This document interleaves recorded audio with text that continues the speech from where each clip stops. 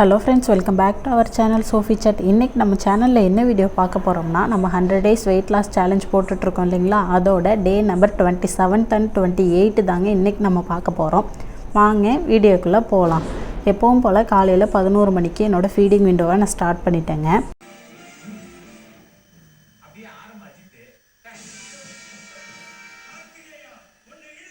இன்னைக்கு காலையில் பிரேக்ஃபாஸ்ட்டுக்கு பார்த்தீங்கன்னா 2 சப்பாத்தியும் கொஞ்சமாக வெள்ளை குருமாவும் தாங்க எடுத்திருக்கேன்.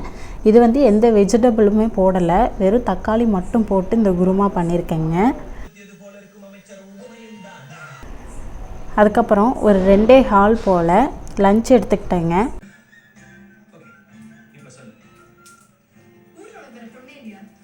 இன்றைக்கி லஞ்சுக்கு பார்த்திங்கன்னா 2 வேக வச்ச முட்டையும் ஒரு கொய்யாப்பழமும் ஒரு அரை வெள்ளரிக்காவும் தாங்க எடுத்துக்கிட்டேன். ரொம்பவே ஃபில்லிங்காகவே எடுத்துக்கிட்டேங்க.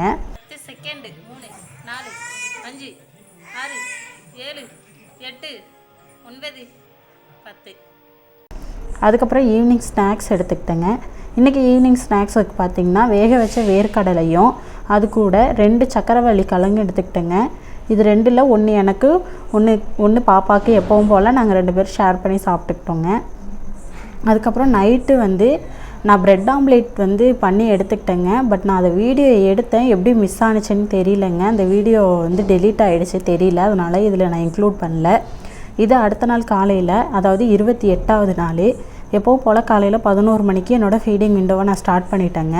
இன்றைக்கி காலையில் பிரேக்ஃபாஸ்ட்டுக்கு பார்த்திங்கன்னா 2 சப்பாத்தியும் அதுக்குள்ள வேர்க்கடலை சட்னியும் தாங்க எடுத்துக்கிட்டேன்.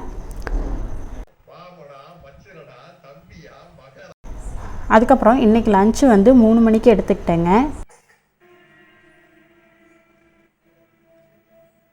இன்றைக்கி லஞ்சுக்கு பார்த்திங்கன்னா கொஞ்சமாக முட்டைக்கோஸ் பொரியலும் ஒரு வேக வச்ச முட்டையும் ஒரு கொய்யாப்பழமும் தாங்க எடுத்துக்கிட்டேன். அதுக்கப்புறம் ஈவினிங் ஸ்நாக்ஸ் எடுத்துக்கிட்டேங்க. இன்றைக்கி ஈவினிங் ஸ்நாக்ஸ் வந்து காரப்பொரி எடுத்துக்கிட்டேங்க. இந்த காரப்பொரி வந்து வீட்டிலே நானே பண்ணதாங்க. வெறும் பொரி வீட்டில் இருந்துச்சுங்க. அது கூட வந்து கொஞ்சமாக பட்டர் போட்டு அதில் கொஞ்சமாக வேர்க்கடலை பொட்டுக்கடலை கொஞ்சமாக மஞ்சள் தூள் காரத்துக்கு ஏற்ற மாதிரி கொஞ்சமாக மிளகாத்தூள் போட்டு இந்த பொரி கூட கலந்து காரப்பொரியாக செஞ்சு சாப்பிட்டோங்க. இதுவுமே நானும் பாப்பா 2 பேர் ஷேர் பண்ணி தாங்க சாப்பிட்டுக்கிட்டோம்.